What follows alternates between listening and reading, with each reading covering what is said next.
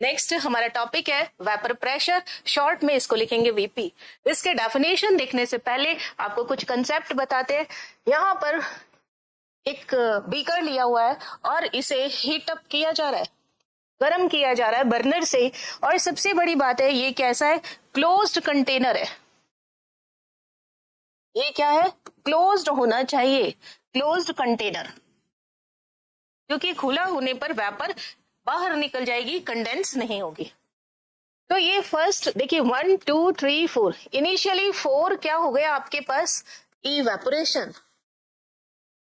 Evaporation क्या होता है? लिक्विड से वेपर में कन्वर्ट होना क्या कहलाता है? इवेपोराइजेशन। और उल्टा वेपर से लिक्विड बनना, this process is condensation.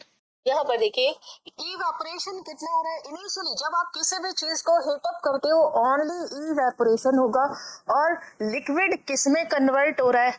Vapour के अंदर कन्वर्ट हो रहा है।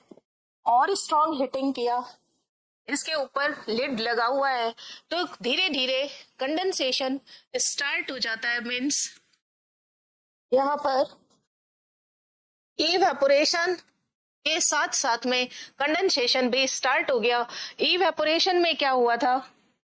यहाँ पर लिक्विड कन्वर्ट हो रहा था वेपर में, और दूसरी साइड में वेपर कन्वर्ट होने लगेगा लिक्विड में, मीन्स कंडेंसेशन स्टार्ट हो जाएगा। इवेपोरेशन ज्यादा है और कंडेंसेशन कम है। फर्स्ट टाइम ओनली इवेपोरेशन ही था।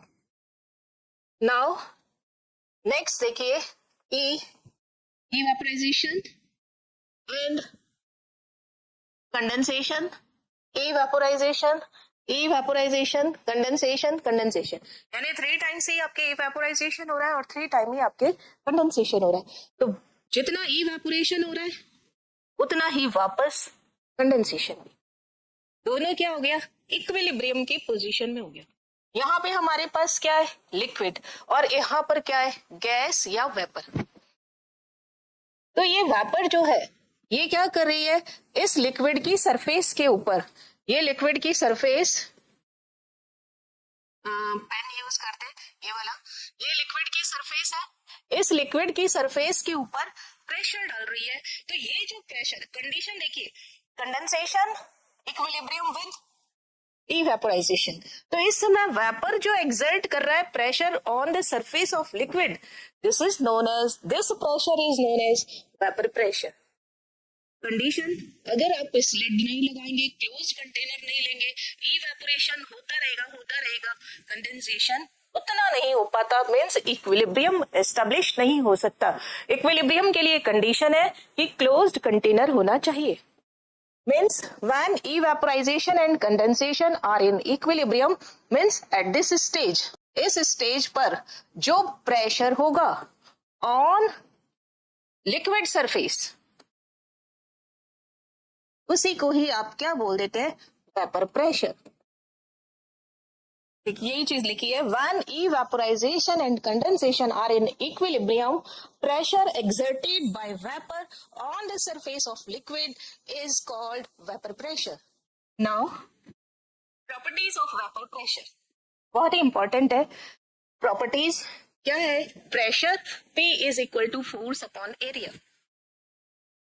इट मीन्स सरफेस एरिया अगर इंक्रीज होगा तो वेपर प्रेशर पर इफेक्ट पड़ता है या नहीं, हम इसी को ही यहाँ पर डिस्कस करने वाले। Vapour pressure does not depend upon surface area of liquid, liquid के सरफेस एरिया पर डिपेंड नहीं करता। क्यों नहीं करता? क्योंकि अगर आप ए को इंक्रीज कर रहे हो तो एफ क्या होगा? इंक्रीज होगा, फोर्स भी इंक्रीज होगा, इसलिए प्रेशर क्या रहता है? कांस्टेंट रहता है। But rate of vaporisation increase हो जाती है अगर सरफेस एरिया बढ़ाते। अब आप देखिए एक ग्लास के अंदर अगर आप पानी रखेंगे, खुला है ये ग्लास, इसमें आपने पानी रखा, तो यहाँ पर सरफेस एरिया क्या कम, तो वेपर प्रेशर क्या होगा? कम होगा। इसी को आप बड़े बर्तन में रख दीजिए, इतने बड़े टब में रख दिया, अब सरफेस एरिया, वेपर प्रेशर नहीं कह रहे, rate of vaporisation means vaporisation क्या होता है? लिक्विड से किस में कन्वर्ट होना, वेपर में कन्वर्ट होना, वेपोराइजेशन, इवेपोराइजेशन एक ही बात है। लिक्विड से जब वेपर में कन्वर्ट होना है, इसकी रेट बढ़ जाएगी। सरफेस एरिया ज्यादा तो वेपर प्रेशर चेंज नहीं होता। थोड़ा सा सही बना दे इसे, ये ग्लास सरफेस एरिया इसका क्या है, कम, और इसका सरफेस एरिया क्या है, ज्यादा। कौन सा सरफेस एरिया, ये वाला। तो रेट ऑफ वेपोराइजेशन इंक्रीज होता है, वेपर प्रेशर में कोई चेंज नहीं होता। Rate of vaporisation depends upon surface area of liquid. अगर सरफेस एरिया इंक्रीज करोगे तो रेट ऑफ वेपोराइजेशन इंक्रीज होगा, but vapour pressure no change. Means हर लिक्विड का एक फिक्स्ड टेम्परेचर पर वेपर प्रेशर कांस्टेंट होता है। It is intensive property.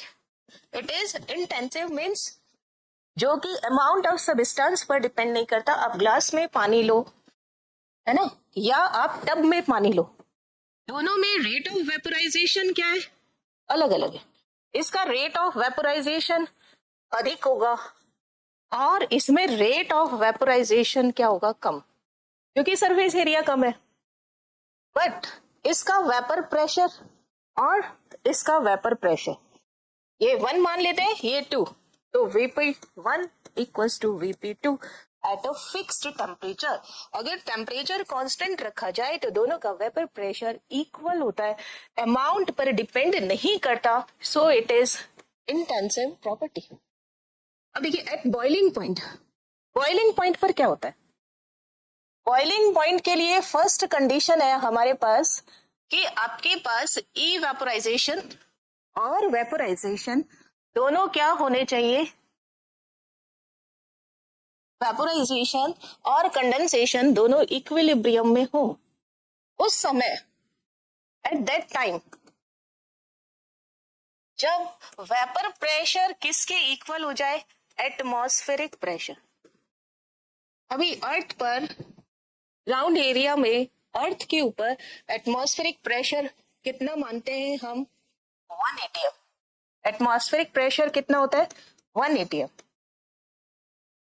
इसी को ही बोलते हैं हम 1.01 बार होता है पर 1 बार, या इसको हम बोलते हैं 760 mm ऑफ Hg, या इसे हम बोलते हैं 76 सेंटीमीटर ऑफ Hg।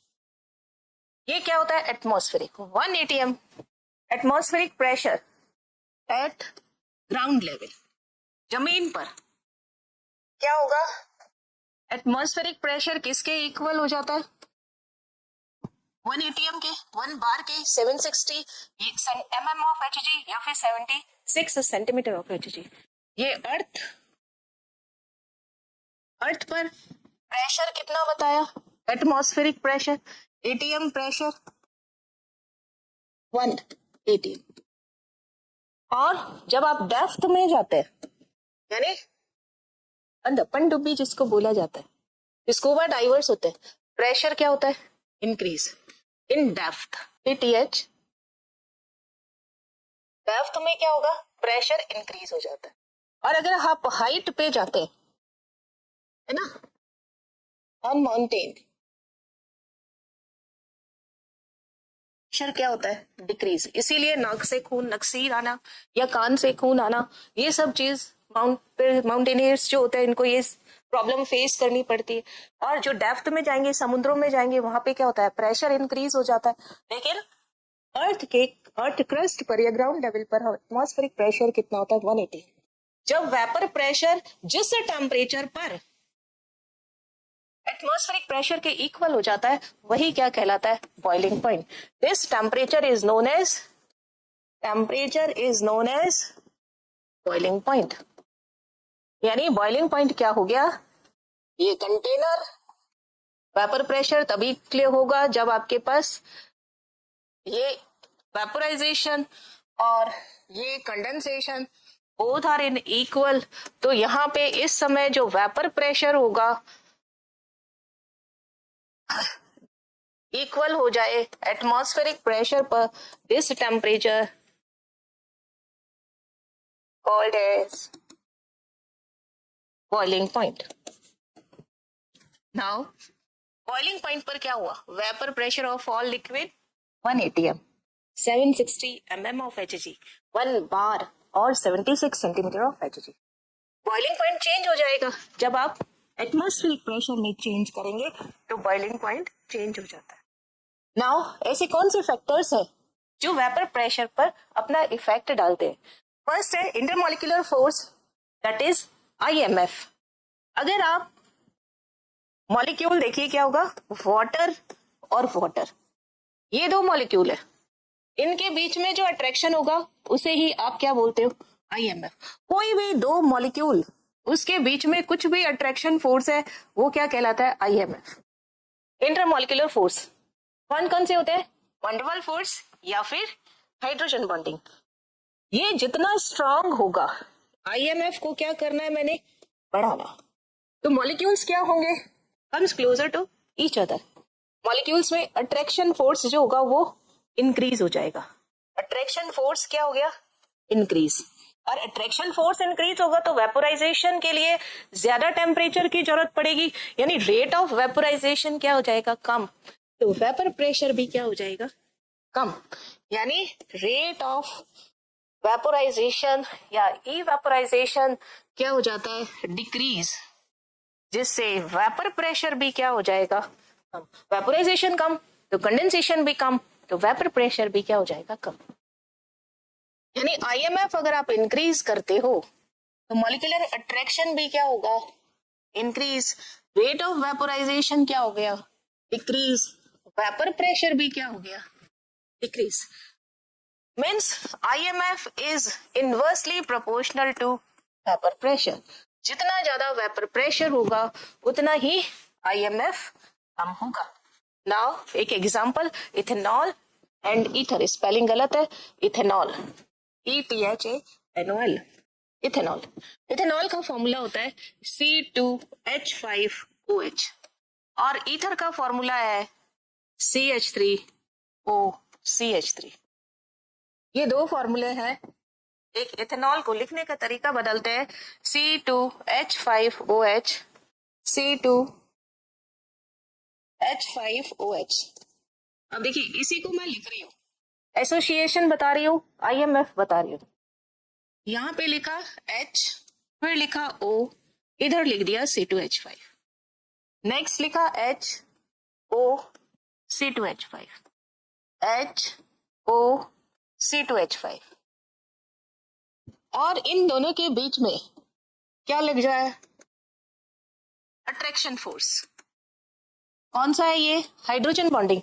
जब एक हाइड्रोजन दो इलेक्ट्रोनेगेटिव एलिमेंट्स के बीच में आ जाए, वो जो बॉन्डिंग होती है, ये हाइड्रोजन इन दो इलेक्ट्रोनेगेटिव एलिमेंट्स के बीच में आ गया तो ये क्या कहलाएगा, हाइड्रोजन बॉन्डिंग। एक बॉन्ड स्ट्रांग हो और दूसरा बॉन्ड वीक हो, यहाँ पर क्या हुआ, हाइड्रोजन बॉन्ड, यहाँ पर क्या हुआ, हाइड्रोजन बॉन्ड। और जब हाइड्रोजन बॉन्ड होगा तो मॉलिक्यूल्स के अंदर यही अट्रैक्शन फोर्स है, तो मॉलिक्यूलर अट्रैक्शन यानी IMF इंक्रीज हो गया। IMF इंक्रीज तो मॉलिक्यूलर अट्रैक्शन क्या हो गया, इंक्रीज हो गया। रेट ऑफ वेपोराइजेशन क्या हो गया,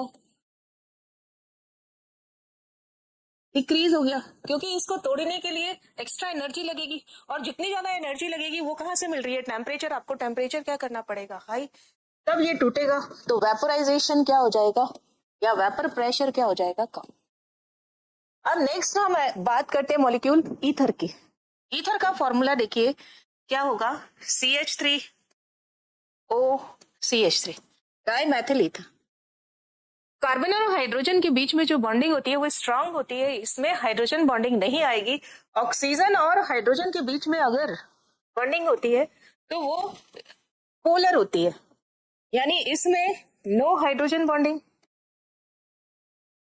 अब हाइड्रोजन बॉन्डिंग नहीं है, यहाँ लिख देते हैं ताकि ऊपर दिक्कत नहीं हो कि हाइड्रोजन HB क्या है, नो हाइड्रोजन बॉन्ड, HB नहीं है तो IMF भी नहीं है।